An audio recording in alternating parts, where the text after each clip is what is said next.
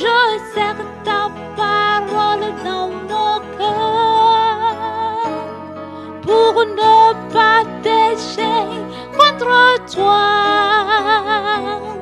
Pour ne pas pécher, pour ne pas pécher. Nous allons demander au Seigneur de pouvoir nous remplir de son esprit. Demandez la plénitude du Saint-Esprit. Je demande au priant. Seigneur Jésus, nous voulons ton esprit. Ton esprit nous remplit, Seigneur. Remplis de ton esprit. Si nous savons que nous n'avons pas encore reçu le Saint-Esprit, demandez que le Seigneur nous vide de tout esprit. Tout esprit qui ne le glorifie pas, qui puisse encore faire le visage, qui puisse encore débarrasser tout esprit qui ne vient pas de lui. Et le pouvoir venir prendre le point contrôle en moi. Seigneur, remplis-moi. Seigneur Jésus, sois en moi. Sois mon guide. Sois ma parole. Sois tout en moi, Seigneur. Conduis-moi selon ton esprit. Je ne veux pas, Seigneur, être possédé par un esprit malin. Tout esprit qui est le pouvoir, qui prend vie en moi, sache chasser au nom puissant de Jésus. Que tu puisses régner en moi, Seigneur. Que tu puisses régner en moi. J'aimerais sentir l'Esprit Saint me parler. J'aimerais sentir l'Esprit Saint me guider. J'aimerais sentir l'Esprit Saint parler en moi. Cet esprit parle en moi. Cet esprit guide-moi. Fais de la sorte que je puisse être dirigé totalement par toi. Fais de la sorte que je puisse m'abandonner totalement à toi et de te suivre, Seigneur. Permets-moi, Seigneur, d'être conduit par toi. Accorde-moi la grâce de pouvoir marcher selon toi, de pouvoir faire tout ce que je fais selon toi. Manifeste-toi en moi, remplis-toi en moi, que la plénitude de cet esprit soit en moi, que la plénitude de cet esprit soit en moi, que les choses de la chair soient enlevées totalement. Je me demeurer, Seigneur, une nouvelle créature. C'est au nom puissant de Jésus qu'on nous laisse les prier. Nous allons encore demander au Seigneur de pouvoir nous faire demeurer dans cette croix. Si nous ne sentons pas encore que nous sommes passés par la croix, qu'il puisse encore faire de la sorte que nous puissions parfaits par la croix, afin de pouvoir devenir une nouvelle créature. Levons-nous et prions. Seigneur, de devoir faire nous passer par la croix. Nous voulons, Seigneur, expérimenter ce qui est caché dans la croix. Seigneur, nous voulons être cachés dans cette croix, Seigneur. Fais-nous demeurer dans cette croix. Cette croix qui nous est chère, Seigneur, fais-nous demeurer dans la croix. Fais-nous demeurer dans ta croix, dans la croix du Christ. Fais-nous demeurer dans cette croix. Afin que nous puissions être transformés en une autre créature. Seigneur Jésus, transforme-nous. Seigneur Jésus, fais-nous passer par la croix. Nous voulons ressentir que nous sommes devenus une nouvelle créature. Nous voulons ressentir que nous sommes nés de nouveau. Seigneur, fais-nous passer par cette croix. Fais-nous passer par cette croix, oh Seigneur. Demandez au Seigneur, je veux passer par cette croix. Cette croix qui m'est chère, oh Seigneur. Fais-moi passer par la croix. Cette croix qui transforme. Cette croix qui change l'image. Cette croix qui fait en sorte que je puisse être enfant de Dieu. Seigneur, fais-moi passer par la croix. Cette croix qui permet enfin que nous puissions être co-héritiers, Seigneur, du Christ. Fais-moi passer par la croix. Je voudrais demeurer dans ta croix, Seigneur. Ta croix. La fontaine, c'est dans le sang de la croix que je me confie. Seigneur, confie-moi la croix, Seigneur. Je ne veux pas, Seigneur, demeurer une personne qui n'est pas passée par la croix. Je veux que la vie de la croix soit en moi. Fais-moi demeurer dans cette croix, Seigneur. Fais-moi demeurer dans cette croix. À travers cette croix, Seigneur, transforme-moi, Seigneur, en une nouvelle créature. Transforme-moi en une nouvelle créature. Transforme-moi en une nouvelle créature, Seigneur. J'aimerais demeurer, Seigneur, comme tu es, Seigneur. J'aimerais retrouver l'image qui a été perdue. Seigneur, permets-moi de pouvoir recevoir cette image qui a été perdue dans le jardin d'Éden. Seigneur, remets cette image en moi. Cette image qui est toi, Seigneur. J'aimerais posséder ton esprit. C'est au nom puissant de Jésus qu'on nous laisse les prier. Nous allons encore prier, nous allons demander au Seigneur. Ce soir, je ne suis pas venu ici en vain. Seigneur, j'aimerais que tu me parles à travers ton serviteur. Remplis ton serviteur. Éloigne la chair en lui, que ton esprit soit disposé en lui, afin de pouvoir recevoir ce que tu as à me dire. Et levons-nous et prions. Seigneur, je ne suis pas venu ici en vain. Si je suis venu ici, c'est parce que tu as quelque chose à me dire. Je ne vais pas venir ici et rater, Seigneur, ma portion. Je ne veux pas venir ici et rater ce que Dieu a ouvert. Seigneur, je ne veux pas demeurer ici en vain. Je ne veux pas écouter ta parole et que ça sorte. Mais je veux que cette parole soit en moi. Que cette parole puisse être une compréhension en moi. J'aimerais comprendre ta parole. Seigneur, touche-moi. Si tu veux me toucher, touche-moi. Si tu veux me transformer, Seigneur, transforme-moi, Seigneur. Je demeure, Seigneur, une nouvelle créature. Touche-moi, change-moi, Seigneur. À travers ta parole, Seigneur, change ma pensée. Seigneur, ma pensée était bizarre. Ma pensée était négative. Seigneur, même ma pensée est une pensée négative. Qui pense, Seigneur, au royaume des cieux. Qui pense au royaume des cieux, Seigneur. Fais-moi, Seigneur, une personne qui pense comme toi tu penses. Refais-moi, Seigneur, la grâce de pouvoir penser comme tu penses. Transforme-moi ce soir. Touche-moi ce soir. Enlève toute chose qui ne vient pas de toi, Seigneur. En écoutant cette parole, que je sois délivré de tout esprit qui me possédait. En écoutant cette parole, Seigneur, que tu puisses me toucher fortement, Seigneur. Que je puisse ressentir ta parole dans mes oreilles. Que je puisse ressentir que tu me parles. Que je puisse ressentir que tu me guides. Oh Seigneur, parle-moi ce soir. Parle-moi ce soir. Je ne veux pas, Seigneur, être en vain, Seigneur. Parle-moi ce soir. Je ne veux pas rater ma portion, Seigneur. C'est dans le nom puissant de Jésus que nous venons ainsi de prier. Nous élevons nos mains vers toi. Nous élevons nos mains. Nous élevons nos mains. Nous élevons nos mains vers toi. Nous élevons nos mains. Nous élevons nos mains vers toi. Nous élevons nos mains. Nous élevons nos mains vers toi. Jésus, nous élevons. Nous élevons nos mains. Oh Jésus, nous élevons nos mains. Nous élevons nos mains vers toi. C'est au nom puissant de Jésus que nous venons ainsi de prier. Éternel, nous devons nous te bénissons, nous te rendons grâce. Seigneur, nous voulons, Seigneur, que tu nous parles, que tu nous touches. À travers ta parole, transforme-nous. Seigneur, nous voulons demeurer à une même étape. Seigneur, que tu puisses prendre le dessus de nous, que tu puisses nous remplir ce truc dans ton esprit. C'est au nom puissant de Jésus que nous venons ainsi de prier. Amen. Nous élevons nos mains. Nous élevons nos mains vers toi. Nous élevons nos mains. Nous élevons nos mains vers toi. Jésus, nous élevons nos mains. Nous élevons nos mains. Nous élevons nos mains vers toi. Amen. Seigneur, notre Dieu, notre roi, merci pour la grâce que tu nous offres d'être en ta présence. Amen. Merci pour ton amour que tu renouvelles tous les jours dans notre vie. Amen.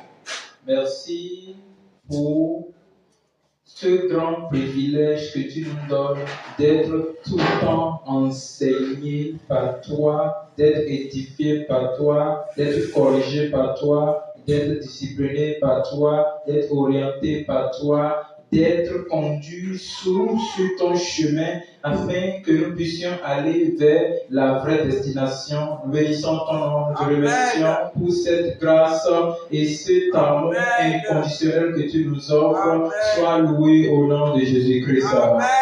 Seigneur, nous sommes venus vers toi. Amen. Étant quelqu'un ignorant, qui ne connaît rien, mais qui vient au pied de la croix pour être enseigné. Amen. En tant qu'un disciple, nous t'écoutons, toi le grand maître, le grand rabbi, le grand docteur. Seigneur, enseigne-nous ce soir. Amen. Enseigne-nous encore. Amen. Là où nous sentons l'ombre sur nos chemins et nous ne voyons pas bien, Père, voulons que tu nous éclaircis, que tu nous éclaires plus clair, afin que nous voyions pour enseigner d'autres personnes au nom de Jésus-Christ. Amen. Sois loué, Amen. sois adoré, Amen. sois exalté. Amen. Purifie nos cœurs, purifie nos pensées. Amen. Quand nous allons contempler cette merveilleuse parole, que nos cœurs, nos pensées les attrapent et que nous subissons une transformation spirituelle au nom de Jésus-Christ. C'est au nom de Jésus que nous avons prié. Amen. Est-ce qu'on peut s'asseoir dans la grâce du Seigneur? Bonsoir, chers frères et sœurs en Jésus-Christ. Que le Seigneur vous bénisse. Nous avions choisi de vite commencer parce que aujourd'hui, nous allons rattraper certaines choses. Nous étions sur le thème principal, il y a de cela un mois, nous étions sur le thème principal, l'objectif d'un gagneur d'âme. L'objectif d'un gagneur d'âme. Et dans la partie précédente, nous avions parlé sur la naissance des cellules dans la doctrine des apôtres. Aujourd'hui, nous allons prendre la cinquième partie. La cinquième partie qui a pour titre le rôle des dirigeants de cellules. Le rôle des dirigeants de cellules. C'est-à-dire celui qui veut diriger une cellule de maison. Quel est le rôle qu'il doit jouer? Nous savons que, quand on dit le rôle, donc on a le rôle, c'est ce que quelqu'un doit faire. Voilà. C'est-à-dire que quel est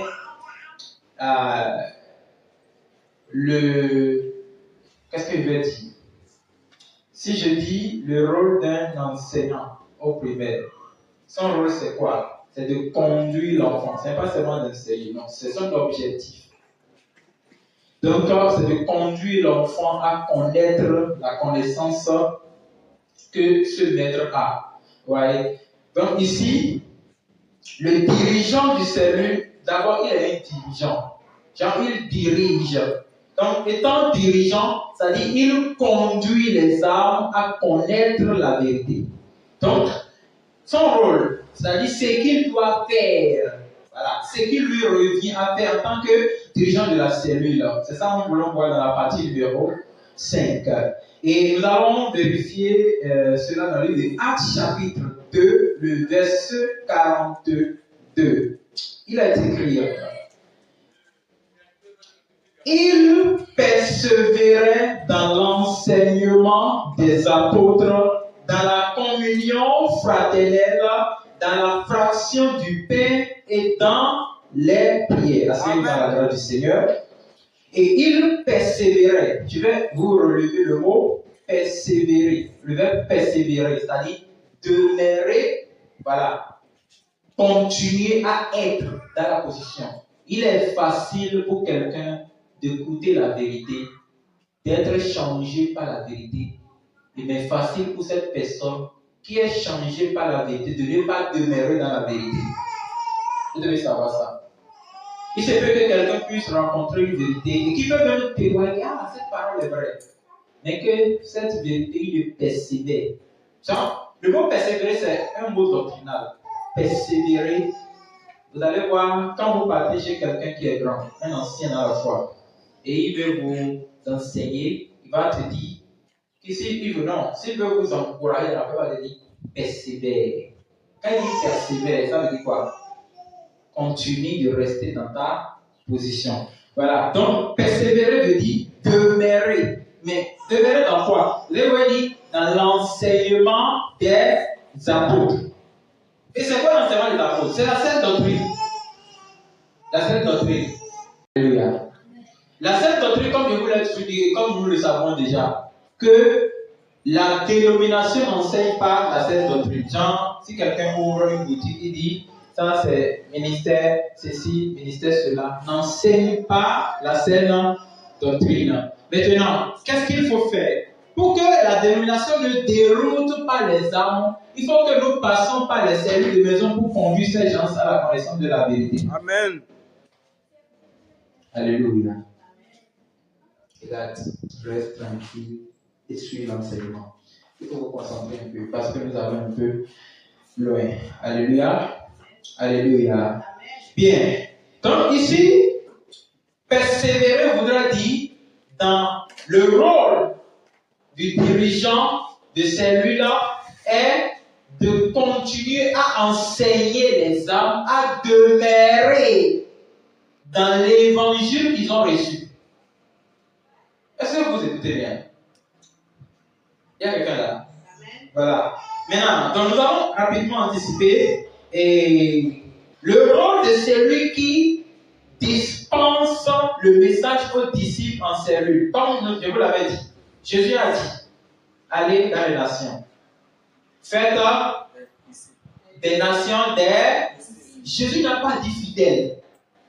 C'est le fidèle de tel papa, c'est le fidèle de tel maman. Vous n'allez jamais voir ça dans la Bible. Il n'y a pas le mot fidèle dans la Bible. Il y a la fidélité, mais il n'y a pas fidèle de telle église. Ce n'est pas. Parce que l'église dans la Bible, ce n'est pas un lieu. L'église, c'est un ensemble de personnes. L'église, c'est un corps, c'est une seule personne. Donc, vous allez voir ici, nous voulons parler sur celui qui dispense. Le rôle de celui qui dispense, c'est-à-dire le dirigeant qui conduit une cellule. Quel est ce qu'il doit faire à ses disciples? Parce que Jésus nous a dit, faites des disciples. Donc, en formant les disciples, comment devons-nous les former? C'est ça que nous voulons voir. On n'a pas besoin d'aller dans une école avant d'être enseigné. On va te parler toutes les vérités. Alléluia. Donc, nous allons apprendre le 1er Timothée, chapitre 4, verset 6. 1er Timothée 4, verset. Cette partie devait être vraiment longue, mais je l'ai coupée parce que on ne pourra pas tout faire rapidement. Donc, on se retrouve le temps un peu. Premier épître de l'apôtre Paul à son disciple Timothée, chapitre 4, le verset 6. Il a déclaré en exposant ces choses en exposant, c'est-à-dire en exposant, quand vous exposez, exposer c'est quoi? Quand vous êtes à l'école, on dit que vous allez faire l'exposé. C'est-à-dire qu'on vous a donné un thème. Donc, il y a une vérité cachée dans le thème. Peut-être l'enseignant connaît ça, mais il ne voudrait pas vous le dire. Donc, il vous donne des recherches pour que vous-même vous alliez faire des recherches pour venir exposer cette vérité. On n'expose pas de n'importe quoi. On expose une vérité, une révélation, un mystère. Donc, vous allez voir que l'apôtre Paul, il a déjà dit quelque chose en haut. Dans les derniers temps, il y aura ceci, l'esprit d'égarement, l'esprit de blablabla, ceci, cela. Maintenant, en l'exposant, c'est-à-dire en rentrant clair ces paroles aux frères. C'est ça. C'est pourquoi, dans la cellule, il n'y a pas lui, il est évangéliste. Lui, il est docteur. Lui, il est prophète. Nous sommes tous des frères. Donc, c'est ça, c'est la cellule qu'on appelle la communion fraternelle. Amen. La communion fraternelle, c'est-à-dire c'est une rencontre où nous partageons ensemble la vérité, nous prions les uns pour les autres, nous prenons la situation de l'autre, on échange sur ça, et nous sortons étant comme une famille. C'est pourquoi, avant que l'église primitive, qui est l'église des apôtres, quand on dit église primitive, ça veut dire le rassemblement des disciples premièrement, avant que cette église primitive ne connaisse la croissance,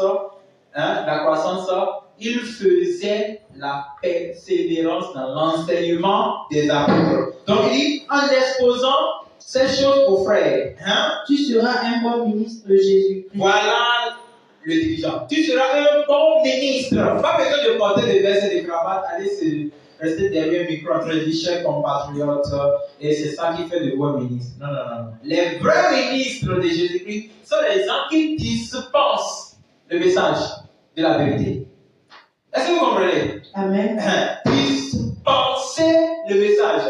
Un vrai leader doit apprendre à dispenser le message, l'enseignement. C'est-à-dire que avant même de diriger toute une croisade, il faut être capable de diriger une cellule et de jouer le vrai rôle d'un dirigeant de cellule.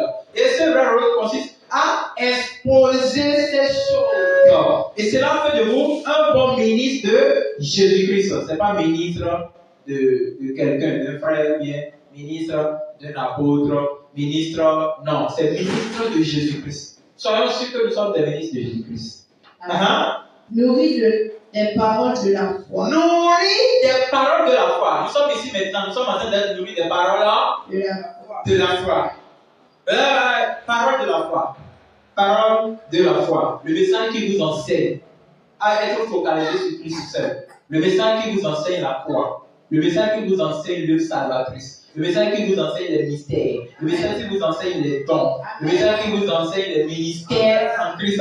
Voilà, tout ça c'est les paroles de la foi. Maintenant, quand vous mangez ces messages, qu'est-ce que vous faites? Vous allez enseigner à d'autres personnes. C'est comme ça que vous formez des disciples. Vous allez voir, c'est manger, il dit, nourrir des paroles de la foi et De la bonne doctrine. de la bonne doctrine. Alléluia. Amen. Oh, ne soyez pas un chrétien à qui quelqu'un va te demander qu'est-ce qu'une doctrine.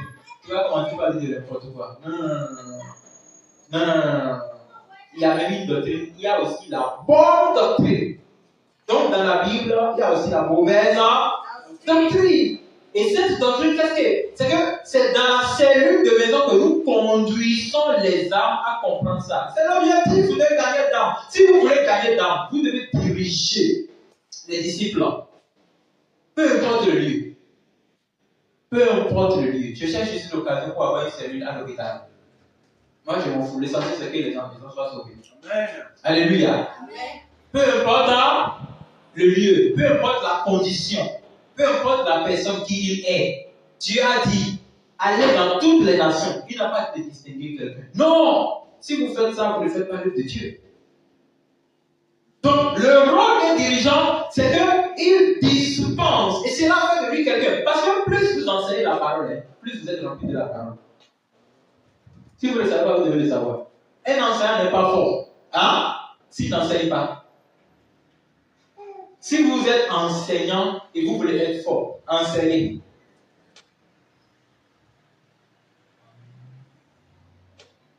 J'ai le ministère d'enseigner. Mais je ne peux pas développer ce ministère si je n'enseigne pas. C'est quand je commence par enseigner maintenant que Dieu ouvre la porte de la parole. Tellement que je pouvais voir que non, Dieu est bon. Si vous voulez être un grand leader, enseignez. C'est en enseignant que vous allez devenir un bon enseignant. Un vrai enseignant ne peut pas être un bon enseignant s'il n'enseigne pas. Il doit enseigner, rencontrer les difficultés qui se trouvent dans l'enseignement et chercher à apporter une solution à ces problèmes. C'est ce qui fait de lui un grand leader. Alléluia. Amen. Il dit, tu seras quelqu'un nourri de la parole de la foi. Je ne sais pas si on aura le temps de faire l'enseignement sur la parole de la foi. Et de la bonne doctrine que tu as exactement suivi. Hey. Alléluia. Amen. Vous avez compris? C'est-à-dire que je vous ai déjà dit quelque chose de fois. Que si moi personnellement, je vous donne mon exemple. Si je reste avec quelqu'un, hein, et la personne me suit vraiment, et il part rester chez quelqu'un de qui me connaît. S'il dit 1, 2, 3, la personne dit telle personne t'a enseigné. Pourquoi? Parce qu'il va entendre que la personne parle mon français. Il va entendre que la personne parle mes phrases. Et il va voir que la personne cherche à mener la même rigueur que moi. Il va dire, on t'a bien formé. Et il saura peut-être de quoi vous êtes capable. Il sait que tu es invincible. Peu importe ce qu'on va dire, tu as une solution pour ça. C'est ça. Il dit que la bonne doctrine que tu as exactement suivie, c'est que vous devez enseigner les gens tellement que s'ils ouvrent la bouche, ils vont prêcher la vérité. S'ils ouvrent la bouche, ils ne vont prêcher que la vérité. Même si on le fait souffrir, il va dire la vérité. Même si on le tape, il va dire la vérité. Même si on le bastonne, il va dire la vérité. Pourquoi? Parce qu'il a été enseigné par la bonne doctrine. La bonne doctrine n'est pas corrompue. On ne le corrompt pas. On continue. Le verset 7, il dit, repousse les contes profanes et absurdes. Cette parole est vraiment profonde. Le verset 7 là. Repousse les contes d'abord profanes et les contes absurdes. Ça, c'est les paroles des hommes. C'est dans la cellule de maison que vous enseignez aux gens que vous allez voir, on voit les frères, je vous avais donné les gens d'avant passé. Qu'en temps, on avait jusqu'à combien de cellules? 15 cellules, 20 cellules. Alléluia. Des fois, on compte la cellule d'une seule assemblée et ça passe jusqu'à 40.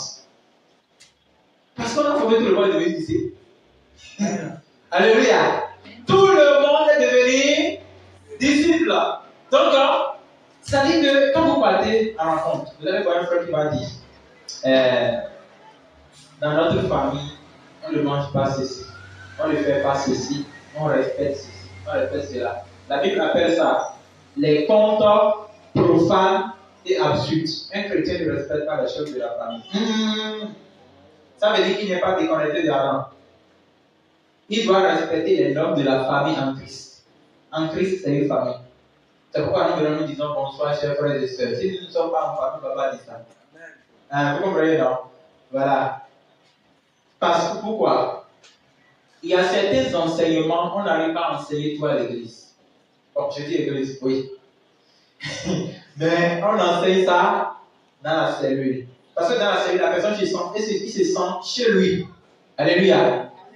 Il se sent, il peut poser la question. Il voit le pasteur qui porte sa veste, qui reste en photo, qui est assis dans le même rang que lui. Il est capable de poser les questions. Il va dire, on nous a dit que si une femme est enceinte chez nous là, il doit faire ceci, il doit faire cela. Il va poser la question. Comme le leader a été nourri de la vraie doctrine, il va lui dire que non, un chrétien doit faire comme ceci et comme cela. Il ne faut pas considérer les contes profanes et absurdes. Voilà. Donc, il y a beaucoup de questions qui sortent dans la cellule. Tellement que la cellule édifie plus que même venir dans l'assemblée.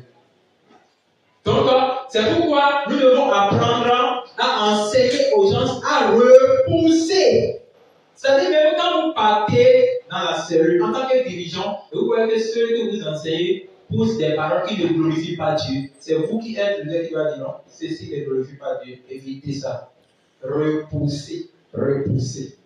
Voilà. Des contes absurdes et profanes. Verset 8. Exerce-toi à la piété. Qu'est-ce que la piété? La piété, c'est la nature de Dieu. C'est la nature de Dieu qui habite dans l'homme. Quand on dit piété, c'est-à-dire qu'un chrétien ou bien un homme se trouve incapable d'obéir à Dieu.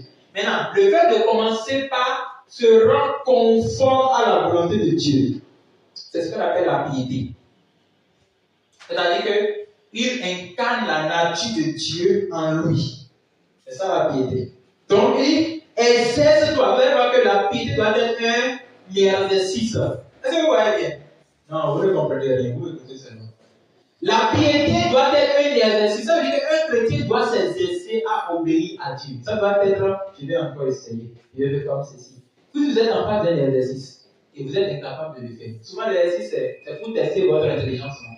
Mais quand vous commencez par vous êtes vous tomber, qu'est-ce que vous faites? Il faut essayer encore jusqu'à trouver le résultat. C'est ça la piété. La piété doit être pour nous un exercice. Donc, tout le temps, nous devons sentir le goût de vouloir obéir à la volonté de Dieu. Même si nous voyons que nous échouons, nous continuons jusqu'à ce que nous trouvions une solution. Car l'exercice corporel est utile à peu de choses. Le fait de faire le sport est bien, mais dans peu de choses. Faire le sport ne guérit pas les problèmes spirituels. Faire le sport ne guérit pas les problèmes émotionnels. Non. Mais il y a un autre exercice, c'est l'exercice de l'âme. Il dit, tandis que la piété est utile à tout, ayant la promesse de la vie présente et celle qui est à venir. Verset 9. C'est là une parole certaine et entièrement digne d'être reçue. Le verset 10. Bon, je parle vite. Nous travaillons en effet et nous combattons parce que nous mettons notre espérance dans le Dieu vivant qui est le sauveur de tous les hommes, principalement les croyants. Le verset 11. Déclare ces choses et enseigne-les. Amen. Qu'est-ce qu'on fait à la cellule? On déclare la parole et on enseigne. C'est quoi déclarer une parole? Parce qu'aujourd'hui, on a l'habitude d'entendre je déclare. Mais vous n'allez jamais voir Jésus dire je déclare. Vous n'allez jamais voir un prophète dire je déclare dans la Bible. Non. Déclarer la parole, c'est quoi? C'est prendre la parole comme ça et lire ça devant les gens. C'est ça déclarer. Maintenant, si vous utilisez déclarer, comme je viens de faire, qu'est-ce que je fais? Je lis d'abord, non? Après, qu'est-ce que je fais? J'explique. Expliquer, c'est enseigner. Déclarer, c'est lire. Amen. Alléluia. Je déclare. Déclarer, mais la déclaration a été faite ici.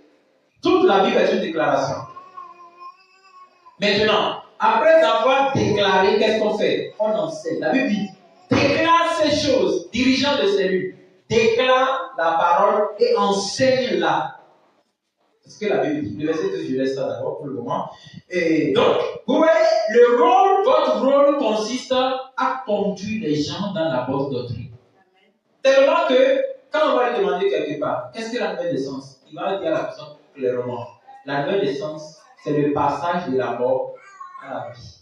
Le passage de Adam à Christ. C'est mourir en Adam qui est le péché et vivre en Christ qui est l'esprit. Et quelqu'un qui a été bien, c'est quelqu'un qui va dire, ah, tu connais, frère, nous sommes des frères. Parce que nous sommes des nés de nouveau. Tu ne vas pas quand même demander à quelqu'un qu'est-ce qu'il va dire, oui, la nouvelle naissance, c'est que j'ai cru au Seigneur, j'ai été baptisé, donc je suis né de nouveau. Mais depuis quand il s'est lavé, il dit qu'il a né. Non. La nouvelle naissance, c'est une œuvre intérieure qui se passe dans l'homme. Alléluia. Alléluia. Bien, donc là, on va vérifier cette même parole dans le livre de 2 Timothée, chapitre 4, verset 2. Vous allez voir le rôle d'un dirigeant de cellule. 2 Timothée, bon, avant d'aller à 2 Timothée, allons dans le livre de Matthieu, regardez ça d'abord, Matthieu, chapitre 5, vous allez voir le grand maître des disciples, le grand disciple, le grand docteur, le rabbi, le chef des pharisiens et des sadducéens, le maître de la loi de Moïse et des prophètes. Qu'est-ce qu'il a fait dans le livre de Matthieu, chapitre 5, le verset 1er? Voyant la foule, Jésus monta sur la montagne. Voyant la foule, oh, quand il s'est éloigné de la foule, à la cellule, on s'éloigne de tout le monde. Et les frères se rencontrent. Ceux que vous enseignez dans les cellules sont vos frères et sœurs. Amen. Voyant la foule, Jésus monta sur la montagne. Aller à la cellule, c'est aller à la montagne. C'est s'éloigner de tout le monde pour être édifié, pour être enseigné. Alléluia. Amen. Jésus monta sur la montagne. Et après qu'il se fut assis, à la cellule, on s'assoit. Ses disciples s'approchèrent de lui. À la cellule, on a les disciples autour de nous. Puis, ayant ouvert la bouche, Puis le dirigeant ouvre sa bouche. il les enseigne. Applaudissez le Seigneur, applaudissez le Seigneur. Amen. Applaudissez le Seigneur. Amen. Amen. Amen. Qu'est-ce qu'on fait là-bas? On enseigne. Où est que la Bible est douce? J'aime bien la base là. Il dit, voyant la foule, Jésus monta sur la montagne. Et après qu'il se fut assis, ses disciples s'approchèrent de lui. Puis ayant ouvert la bouche, enseigna. Il les enseigna. Amen. C'est bien quoi. Je préfère qu'on enseigne tous les jours. La prédication, moi je ne gagne pas tout le temps. L'enseignement. Être enseigné. Jusqu'à ce que vous aussi allez devenir un enseignant. C'est tout. Qui peut être un enseignant? L'enseignant. Lui qui enseigne les professeurs, il enseigne les docteurs, il enseigne les médecins, il enseigne le président de la République, il enseigne le ministre. Mais si vous êtes enseignant, on va peut-être vous dire que vous êtes orgueilleux. Parce que vous allez apparemment répondre à la grande partie des questions. Même si tu ne connais pas, tu vas dire. Pourquoi? Parce que tu as été enseigné. Vous pensez que l'apôtre Paul ne peut répondre à une question? L'apôtre Paul a apporté des réponses à toutes les questions. L'apôtre Pierre a apporté la réponse à toutes les questions. L'apôtre Jean a apporté la réponse à toutes les questions.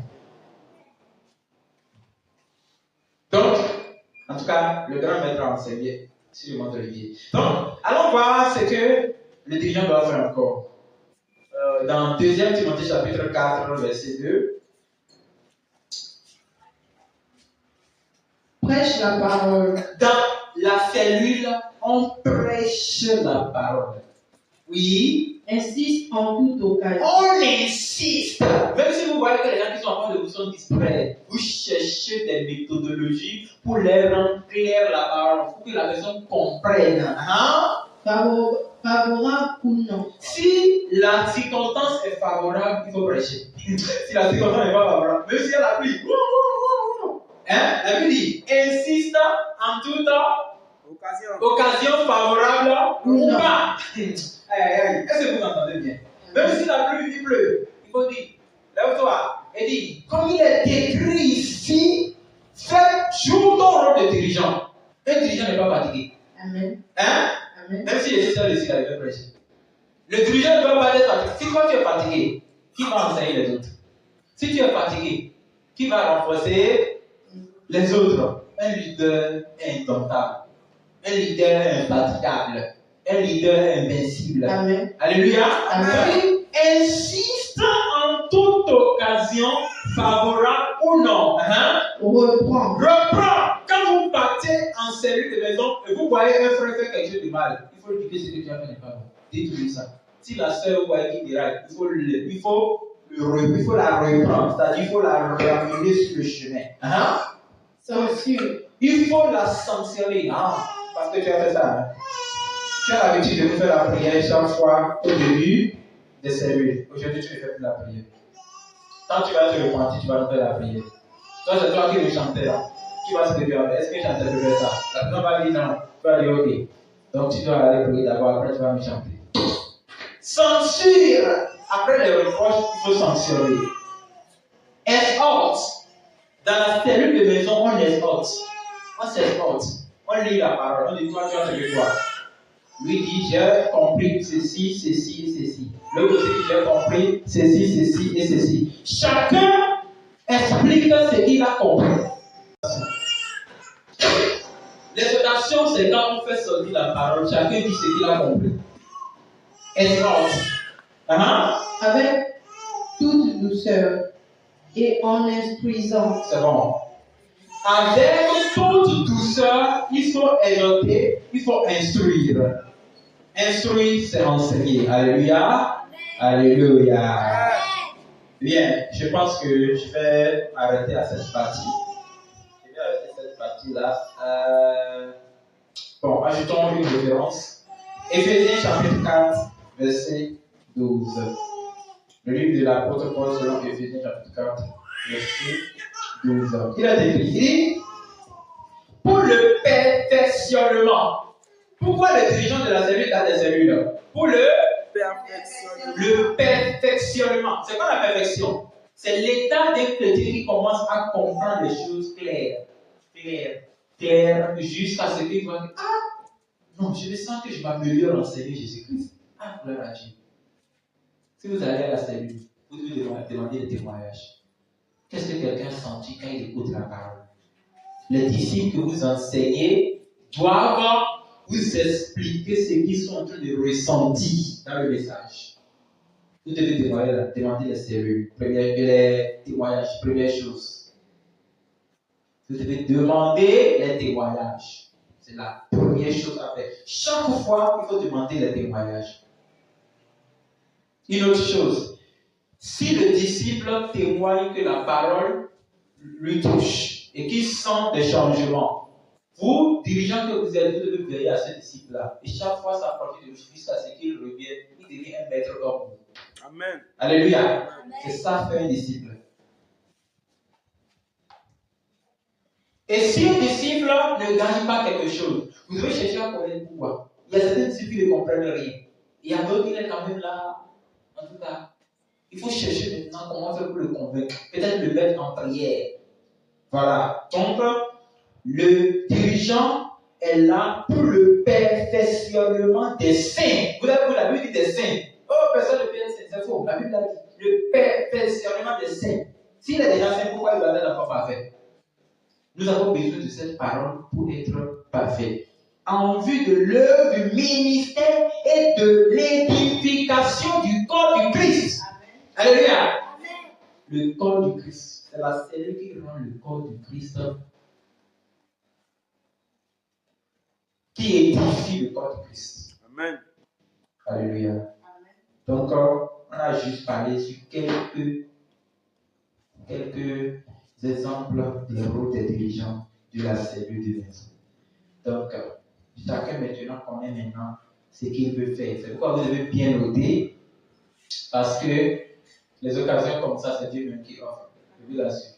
Dieu même qui offre. Donc, si vous notez ça maintenant, après maintenant, vous savez maintenant ce que vous devez faire. Si quelqu'un te dit qu'il dirige une cellule, vérifie bien ces choses. S'il n'a pas cette qualité, il faut savoir que lui n'a pas été enseigné. Il s'est levé, c'est vrai, il est devenu dirigeant de cellule.